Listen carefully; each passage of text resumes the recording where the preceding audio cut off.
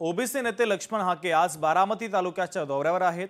बारामतीमध्ये बसपाचे उमेदवार काळूराम चौधरी यांचा बारामती नगर परिषद निवडणूक नगराध्यक्ष पदासाठी उमेदवारी अर्ज लक्ष्मण हाकेंच्या उपस्थितीमध्ये दाखल करण्यात आला।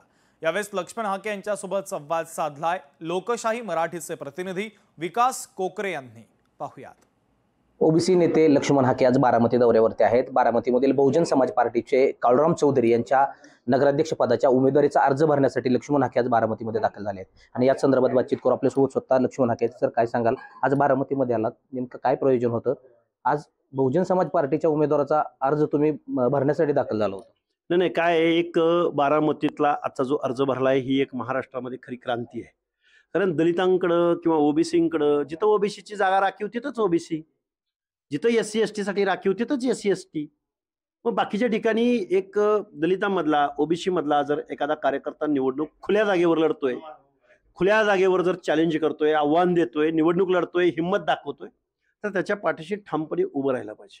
ओपन इज ओपन असं म्हणणाऱ्यांनी किंवा कॅटेगरी इज कॅटेगरी म्हणजे त्या जागेवरच त्यांनीच उभं राहायचं।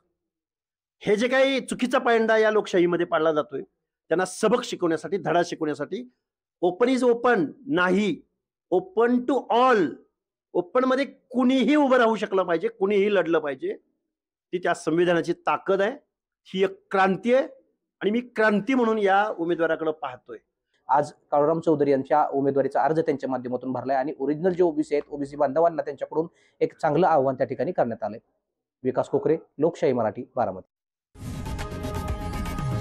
लोकशाही मराठी ऐका, पहा, जागरूक रहा।